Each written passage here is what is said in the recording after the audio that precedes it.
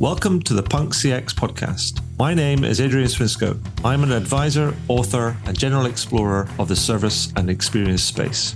My guests tend to have just released some interesting research. They run a company that has some interesting tech in the service and experience space. They are part of an organization that is doing some cool stuff, or they run their own business doing interesting things for both their customers and or their employees.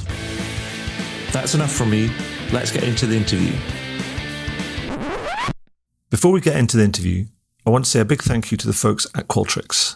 They are sponsoring this episode of the Punk CX podcast ahead of the annual gathering of experienced leaders at Qualtrics X4 in London, which is taking place on June the 6th. There you will hear about some of the best customer experience programs from industry leaders and companies including Belron, Allianz, and Adidas. To find out more and register, then head over to the Qualtrics website.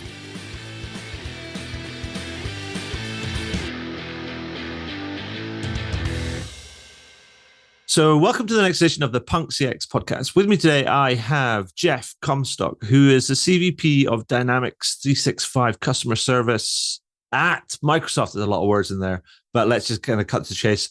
Welcome, Jeff. Welcome to the podcast. Great to have you on the show. Well, thank you, Adrian. It's great to be here.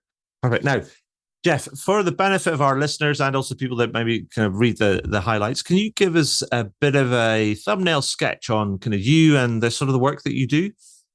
Yeah, absolutely. Let's see. So from a career perspective, it's pretty simple for me. I've spent my entire career as a programmer, basically, building products. I've always been, in my entire career, I've always been focused on sort of enterprise applications in terms of software development. So I've been just about across every domain you can think of in terms of enterprise applications. I've been at Microsoft coming up on 24 years, which sounds like a crazy number when I say it out loud. but I've done a lot of different things at Microsoft. I've really had a obviously a great experience. I'm still doing it.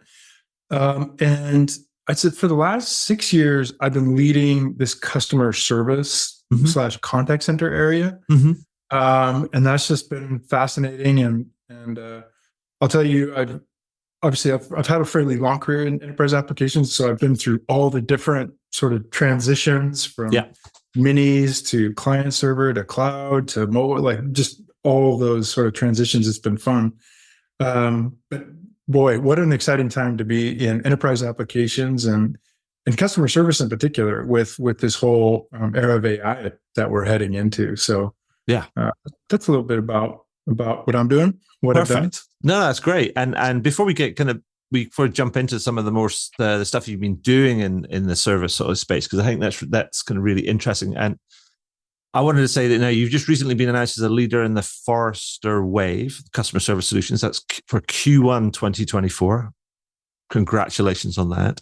And in fact, you also achieved top scores in the business intelligence, process management, and collaboration areas. And I was like, what?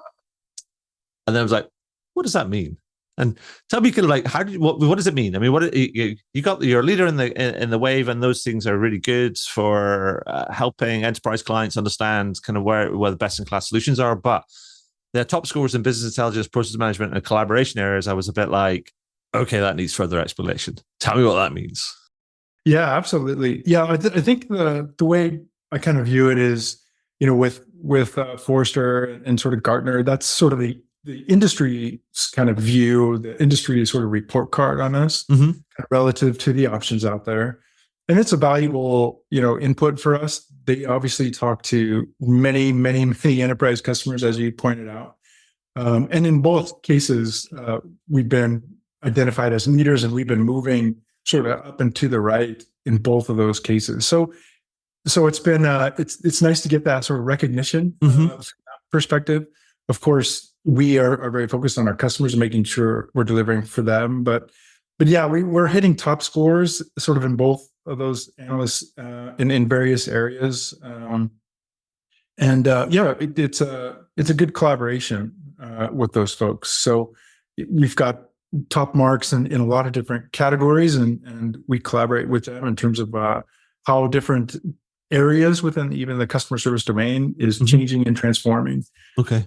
So it's nice to be recognized, but yeah, as long as our customers are happy, that's sort of the key one, right, for us. And am I right in understanding that? So when you talk about business intelligence, that's more on the sort of the analytics and the reporting side of things in terms of Right.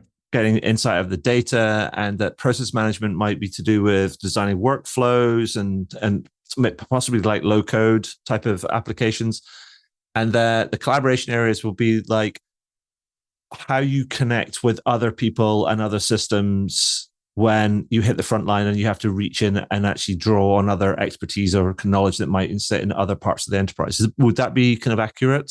Yeah, exactly. Yeah. In those particular areas, we're really fortunate to be building these enterprise applications at Microsoft because we have the whole stack, and if you look at the whole stack that we're built on, of course, starting with Azure, we're built on what we call the Power Platform. And the Power Platform is a set of low code, no code capabilities, as you sort of point out, from a process perspective, from a BI and analytics perspective. And so we're able to build our product with each one of those components that are market leading in and of themselves, right? So we get to embed in the product market leading analytics in Power BI. That's just part of the product. Like, it's baked in, it's embedded. You don't have to, we do all the work to make that just sort of light up within sort of the domain. And similar with Power Apps, right? So we are built on the Power Apps side of things. So in terms of configuring for your particular business in a low code, no code way, and taking what we built out of the box and just tweak it and configure it for your business is incredibly easy. Again, market leading capability with Power Apps. And we're sort of fortunate to have these building blocks that are best in class. And so that obviously helps in some of these ratings. And then, on the collaboration side, you rightly point out, it's really important for customer service and contact centers when, you really want that first sort of contact resolution, right? And if that particular agent, when it comes to a human agent, if they don't have the answer and they can't sort of get that answer themselves, it's really important that it's really easy for them to reach out to either another agent or a subject matter expert elsewhere in the organization to just sort of get that answer and resolve the issue. And so, we've taken a lot of strides in terms of just baking in collaboration right into the application itself. Right. At the end of the day, we really want those agents to have everything in their agent desktop. So they don't have to swivel chair between all the different applications that are typical in a contact center sort of solution set. So yeah, those are some areas where we lead. We also lead in sort of digital and omni-channel engagement. We're very unique in that kind of quote unquote CRM market in that we have the full kind of complement and portfolio of channels of engagement. So we have all the digital channels of engagement, and we're the only ones to have first party voice, sort of PSTN telephony as well. Okay. So you'll see also in sort of whether that's Forrester, Gartner, or our customers really appreciate the fact that we have truly an end-to-end solution from kind of CRM to what some people would call CCaaS, sort of all baked in one platform. Okay, perfect. Now let's get into the service thing, because that's what we're talking about, and also we'll start rummaging around kind of like some of the. Well, it's not the talk of the town; it's just the talk about generative AI, and Microsoft are right at the center of it because they've brought bags and bags of cash and kind of buddied up with OpenAI, and it's right that you're right. It's right at the heart of your strategy, but part of that, and that's kind of if you like, it seems to me that Copilot is the thing that you've released that's the building on that, and I know that you introduced in December of last year, so like only what in the time of recording, only just over like 4 months ago, you introduced Copilot for Service. And so I wanted to better understand a bit about that and what it's going to allow their organizations and their agents to do. Yeah, absolutely. So we have, right now we have like two areas of generative AI in terms of our product offering. So when we talk about Dynamics 365 customer service. So that's full kind of CRM service application, agent desktop, knowledge management, case management, all that. When our customers buy that product, they get Gen AI just infused into the product. And the Gen AI infused in that product, we have many, many different use cases just baked in. We've had this capability for over a year now. We were, I think, the first to like really actually GA, make generally available our capability within Dynamics. In any case, we're super early on that. We did a lot of work internally. We can talk about that too within our own customer service organization, which is obviously one of the largest in the world, being a large company. And learned a ton in that. So we've sort of turned the crank in terms of the Dynamics application. We've had a lot of interest though with all of our service-related Gen AI Copilot capabilities from customers who are using some other CRM, not super interested in like switching right now, but they're like, hey, Microsoft, you're leading that way in AI. How can we sort of tap into that service work that you've already done? So then we launched, to your point, we launched Copilot for Service, which takes that Copilot, a lot of those Copilot capabilities from our app and makes it available to any CRM. Right. Makes it available to within Microsoft Teams, Microsoft Outlook. So really kind of democratizing the other CRM data and then applying all the great Gen AI set of capabilities in there. Now, the use cases really span, a number of different capabilities. What we really focus on is in the flow of the work of an agent, we're looking to just sort of eliminate wherever we can the sort of drudgery, the toil, the typing, data into text boxes and, summarizing conversations, summarizing cases. So that's what we're just focusing on, making the agent as productive as possible so they can, focus on things like providing a great customer experience, or sort of the things that we all want to do in service. So with Copilot for Service, now organizations can do that without necessarily needing to sort of change out their CRM if they're not ready for it.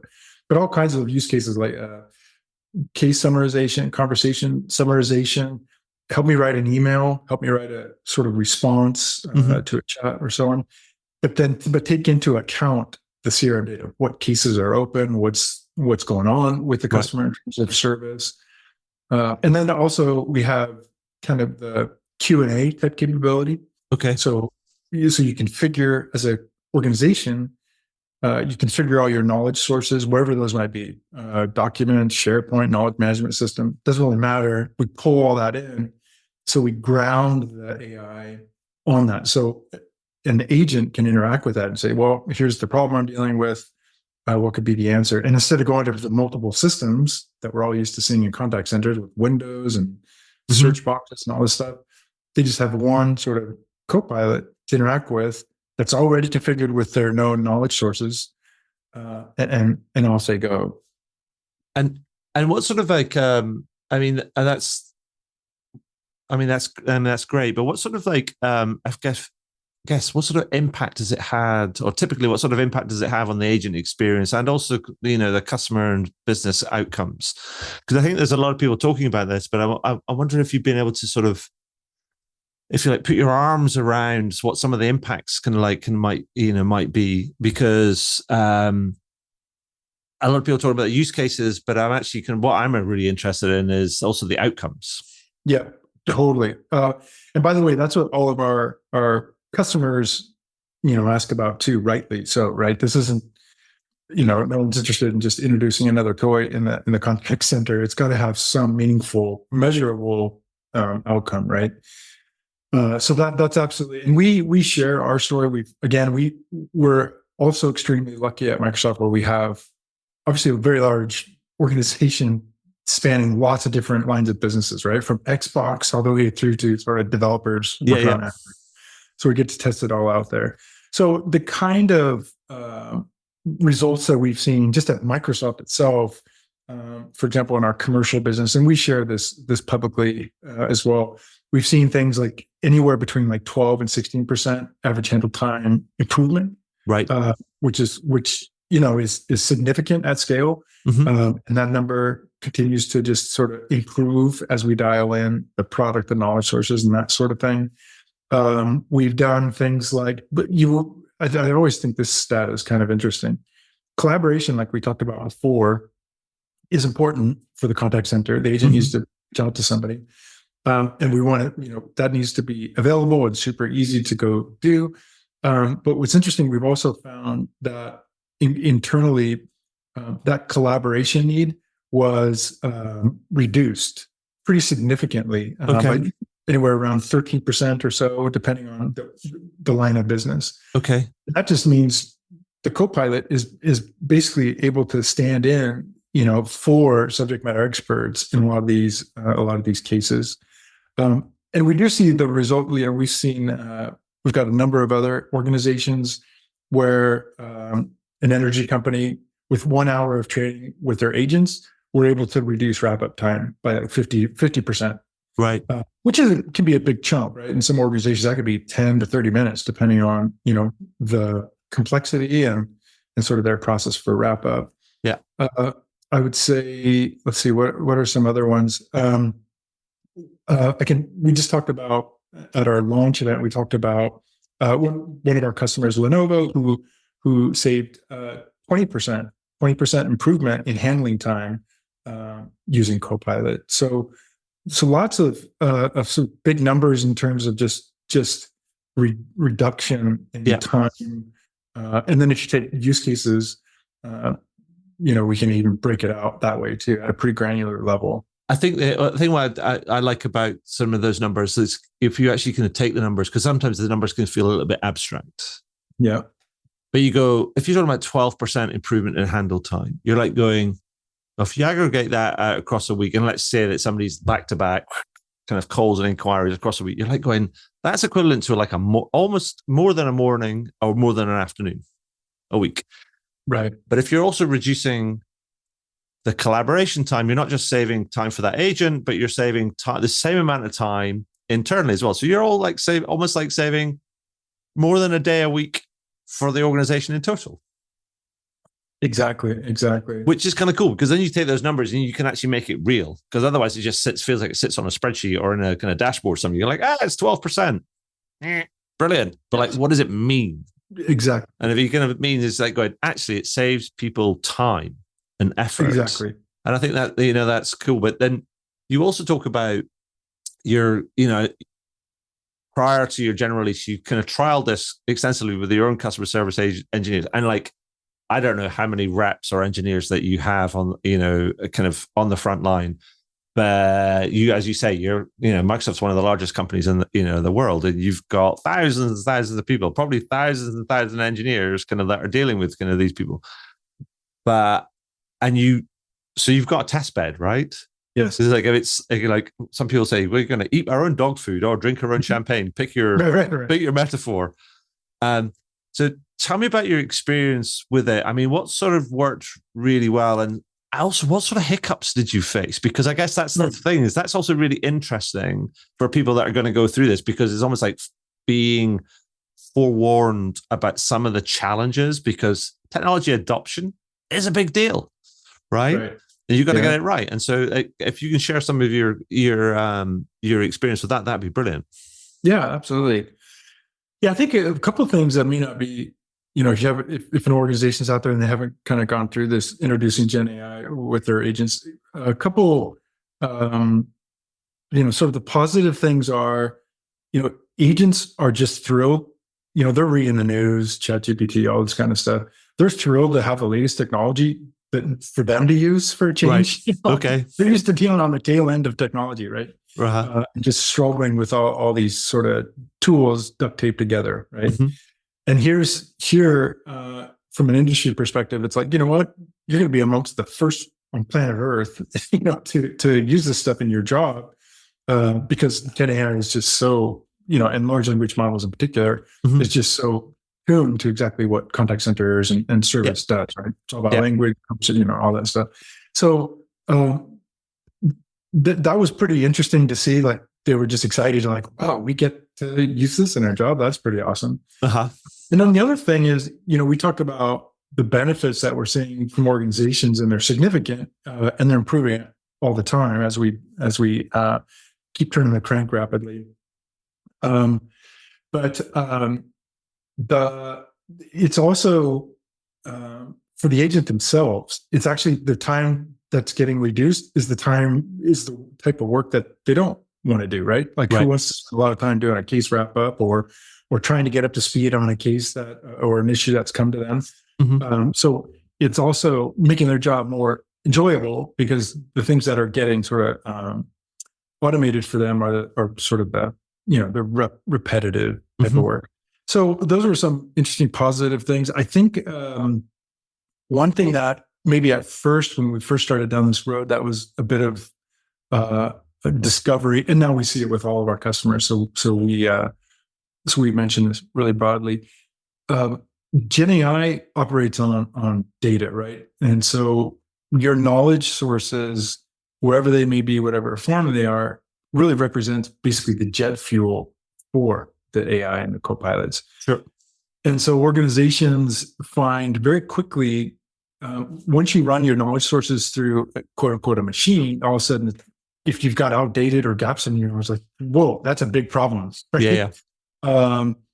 Never mind that the agents themselves have had to deal with this for a long time and navigate around this stuff. But as soon as you run through a machine, it's like, oh, we need to fix this, right? Sure. And so that's pretty fascinating. It really shines a light on the quality of the data. And so depending on where you are in that journey, if you haven't really been focused on it, you're going to need to really double down on that real quickly, right? So the agents are going to see it. They're going to, click the thumbs down. You're going to see that, which is good. You get the signal. Yeah. But I think that's sort of one of I won't call it a surprise, but it's very consistent that we see with customers like, oh, okay, let's really focus in on our knowledge sources and what those are, make sure they're high quality and up to date.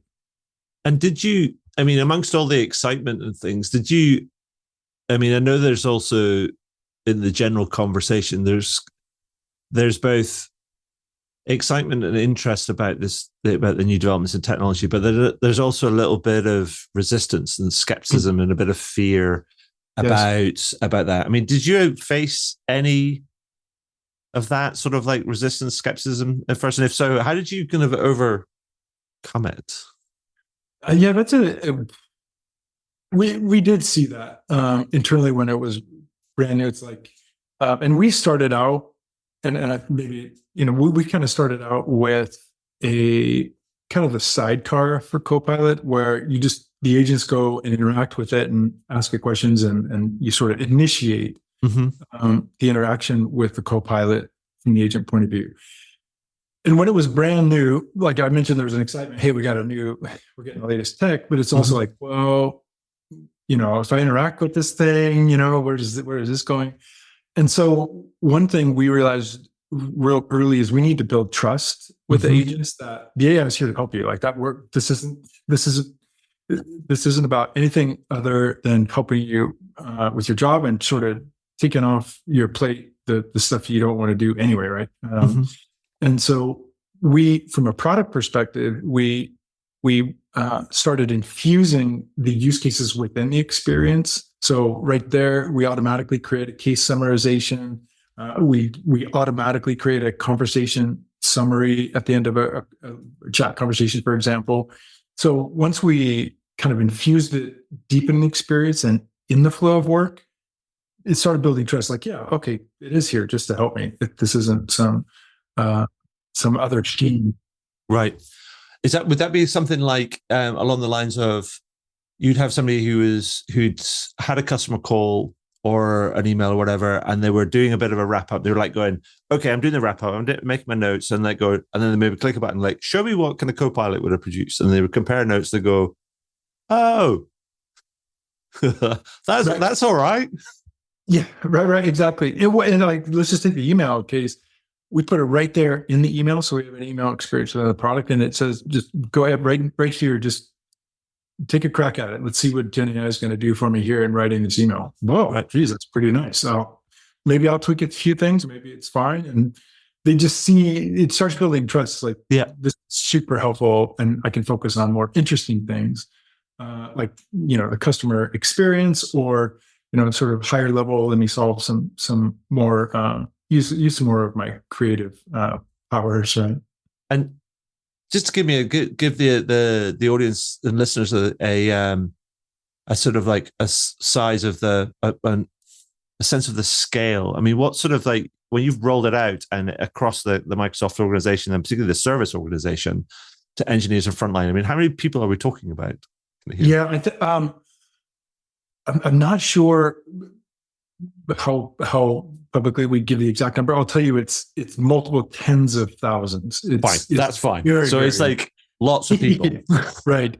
And I would also say the other thing we sort of are happy to share is that within Dynamics, the sort of our various Dynamics products in the Power Platform that we're built on, over 100,000 organizations have used Copilot already. Okay. So it's being out there, it's getting used, it's getting experienced by a lot of organizations as well. Excellent. And I know that, so it's, as you say, it's just it's gone on general release only in December 2023.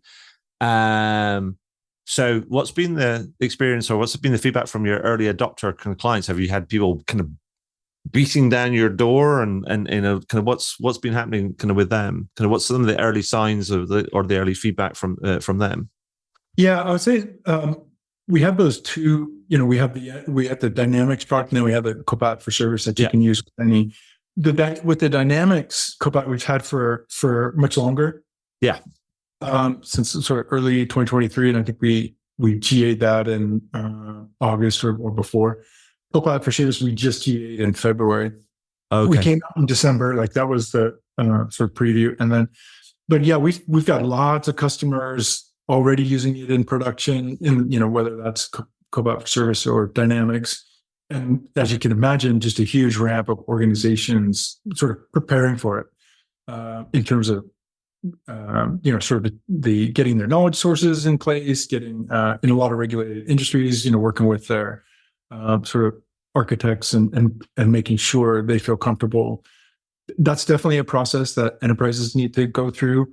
Mm-hmm. Luckily, we help them with that because, of course, we're built on Azure, and we just give them the artifacts to sort of show that we don't use their data to train or anything like that. So. Right. But yeah, the results have been incredibly positive, really across the board. I shared a couple customer stories with you, but it's pretty universal in terms of they're seeing benefits. They're getting their knowledge sort of dialed in when they first start. That's sort of advice that we give. So yeah, and I would just, I guess that the other thing I would say is that we learn this ourselves. There is like a learning curve, mm-hmm. In terms of the organizations rolling it out as well as the users, because it is just a different way of working, really. And so I just kind of encourage everyone to just get started somewhere, so you kind of get familiar with the Gen AI and sort of how you interact with it when it comes to like Q&A. There's some interesting just learnings, right? Right. And is that the kind of the biggest challenges that organizations need to tackle in order to fully realize the potential of what's on offer here? Is it breaking those bonds of inertia and just getting started and sort of testing and learning? Or is it other things like having a clear vision about what you want to do and why you want to do it? Or is it getting your data house in order? Or is it having the right sort of governance structure in place? Or is it having all these different sort of things? I mean, what are the big rocks? Kind of like I would say, I think you definitely want to have a full vision of your sort of contact center and service technology landscape. Mm-hmm. A lot of organizations over the years, enterprises in particular, have sort of added different capabilities in an ad hoc manner. So they have, sort of one set of tech for digital channels, another set of tech for voice, different one for case. So it can be a very fractured environment. So you definitely want to look at kind of your data estate and how you start simplifying that, mm-hmm. because really you want symmetry across all channels. You don't want big siloed sort of tech stacks and isolated data sets. Mm-hmm. Data is your friend in the world of AI, and so that's a key one. But I wouldn't let and you need to have that North Star vision, but I wouldn't let that sort of slow you down. You can get started right away with, I'd say, those two things: that just start adopting it, get your group of leaders who are going to sort of roll this out and manage the change management. You got to really stay close to the agents, make sure you're getting their feedback, kind of building that trust, and the learning part of that. And then in parallel, again, kind of looking at your knowledge sources. Where are they? What are the ones you trust? Do you need to start, if you're not really on top of it today, do you need to start some reviews, looking through that, those knowledge sources? Of course, user agents, because again, they're the ones dealing with sort of outdated or missing knowledge, and that they're having to deal with every day. But you just get started. Just get started somewhere, because then you'll start getting familiar with it and comfortable, and start seeing the use cases yourself. Yeah, perfect. I'd say one last thing on that one, Adrian, is too, what we found is, again, there's a lot of different use cases for Gen AI. For the most part, from a product perspective, we're trying to infuse it in the flow of work. So agents don't have to guess or ask, sort of the Copilot to do something. It's right there for that particular use case, whether it's write an email, summary, and that sort of thing. But for the QA piece, one more learning I would share is agents don't know really how, they don't know prompt engineering, nor should they. And dealing with a Copilot that knows all your knowledge, that's a great thing. It's grounded in your particular knowledge, but it's not the same thing as interacting with a sort of search engine, right? And so that was an interesting learning, which has us, at least from a product perspective, actually depending on what the context is, suggesting what a good prompt would be. And hey, do you want to just go use this prompt? So we've kind of considered the product, but it's just an interesting learning that we had. It's like, prompt interacting with a LLM is very different from search. And it's fascinating, because I think that I just had an experience similar to that the other day, and I was looking at something, and I was using a generative AI infused service, and I think it was a summary of a meeting or whatever, and I asked it to generate some quotes, and so it generated some quotes, but that had completely no relation to the document that I was pointing it to. Oh, interesting. Yeah. So I had to be specific. And then what I learned, I was like going, I had to be specific. Please generate some quotes from the summary of this conversation. And you're like going, oh yeah, of course.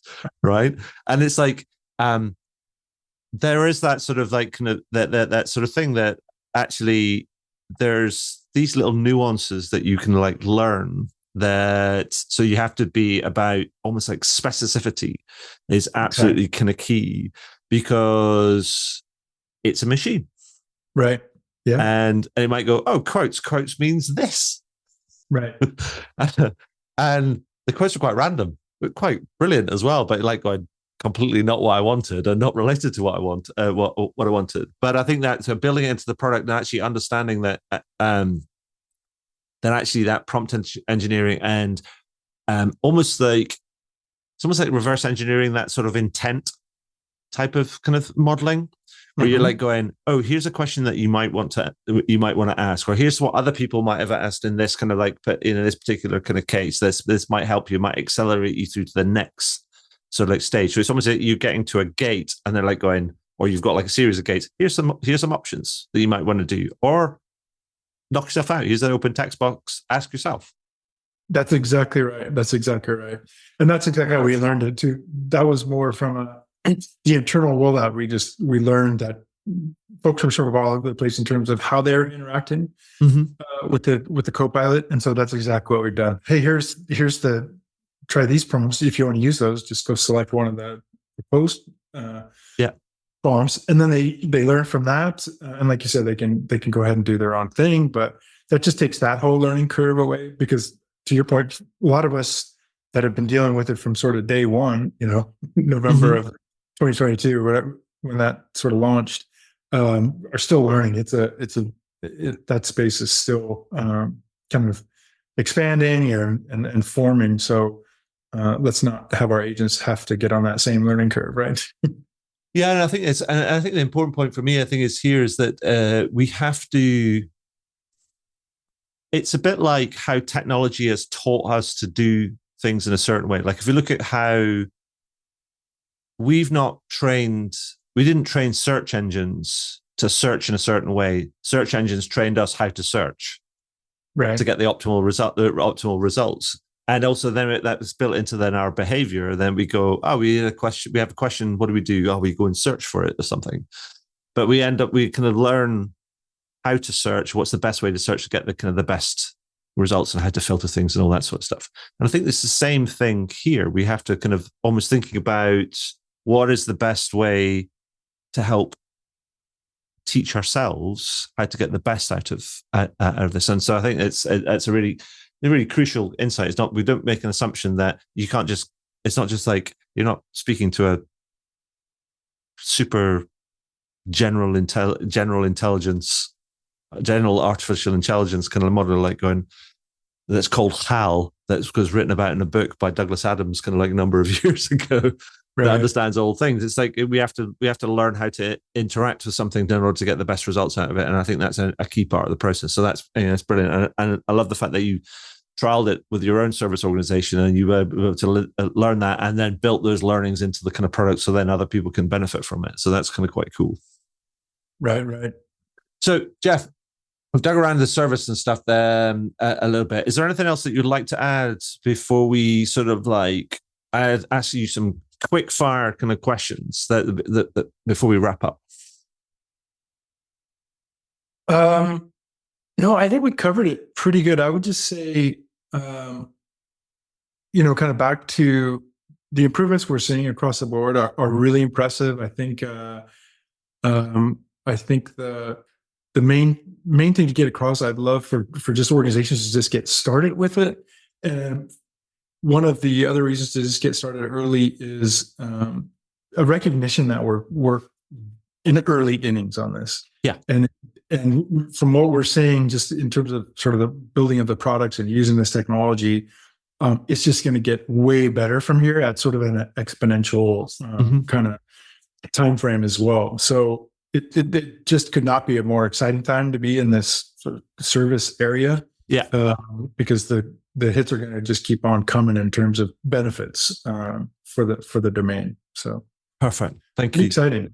Yeah, no, it's cool. I mean, I think that it's important, and it feels like the particularly the contact center or the service sort of space is a space that has such a surfeit of data that has historically been sort of underutilized or not utilized in real time. That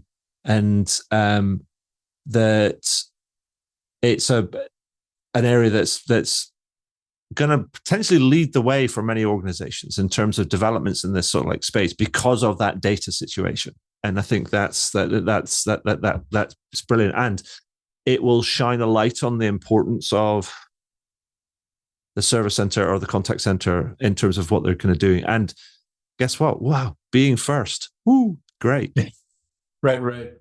Yeah, I agree with you. The data that's available in this domain is just so incredibly valuable, right? Across all channels. Digital channels is kind of obvious, but even with voice, where we just transcribe real time, it's just another source. And there's so much we can do, to your point, real time, and take all that conversational exhaust and create, sort of insights, real time in terms of what to do with it. So, excited to that's great. So, a few quick fire questions before we finish up. So, I always like to kind of get people's opinions on things and just boil things down and try and get them to share with me what you think what would be their best advice to somebody listening in who wants to improve their customer and employee experience. Now, recently I've been doing it by asking people to complete this sentence. And the sentence is, if you want to improve your customer employee experience, Jeff Comstock of Microsoft says, do this, ... Jeff, complete that sentence. Over to you. Okay. So to improve the customer and employee experience is definitely to just get started on your particular Gen AI journey as quickly as possible. Don't let perfection sort of stop, progress towards better. And so, yeah, I'd say just get started, get going on it, start introducing it, and you'll get going. But that it's important to get started. There's just a lot of learnings that come through with that. Yeah, perfect. So the second question is, and this is a punk related question, but obviously it has to be because it's a Punk CX podcast. And what I wanted to ask you is what company or brand do you think takes a more punk approach to customer experience, or is maybe an experienced leader, and why? Well, I have to say, I think all this, I'd sort of cast a broad net here in terms of just the organizations that are just jumping in right now, in terms of experimentation. I have to use one of our customers that we just mentioned we just had a launch event this week, in fact. And Lenovo just jumped right in, introduced our Copilot capabilities to their users, and that was one of the ones we talked about earlier. Just saw a 20% improvement in handling time, and they just are getting going on that journey. And we have so many examples of big enterprise organizations that are just sort of breaking through inertia. And just getting going on that journey. And I think all those organizations that are on that leading edge represent what we want to do. Fantastic. So final question before we wrap up.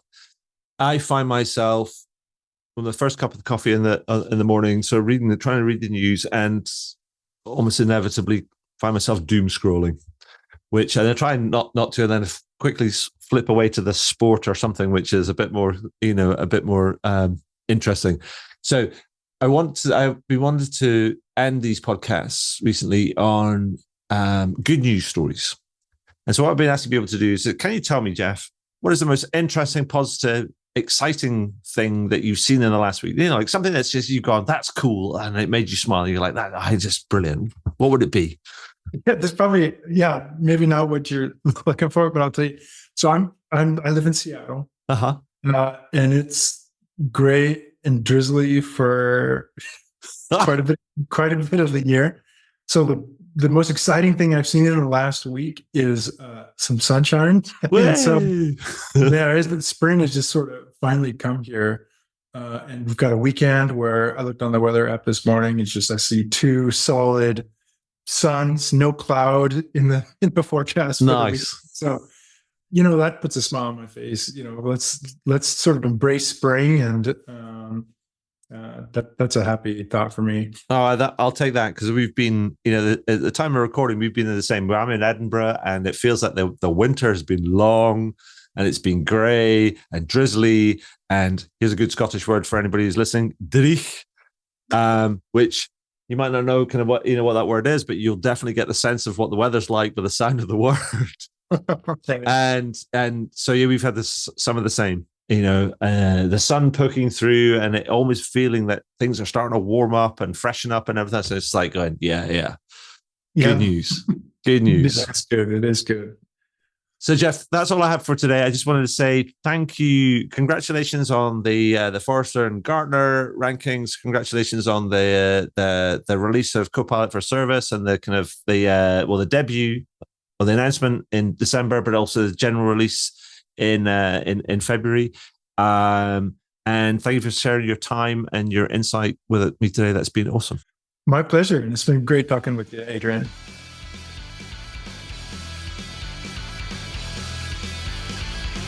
Wow, what a great interview. I hope you enjoyed it. I know I did. Find out more about me and the work that I do at adrianswinscoe.com. Do leave a review on your favorite podcast platform.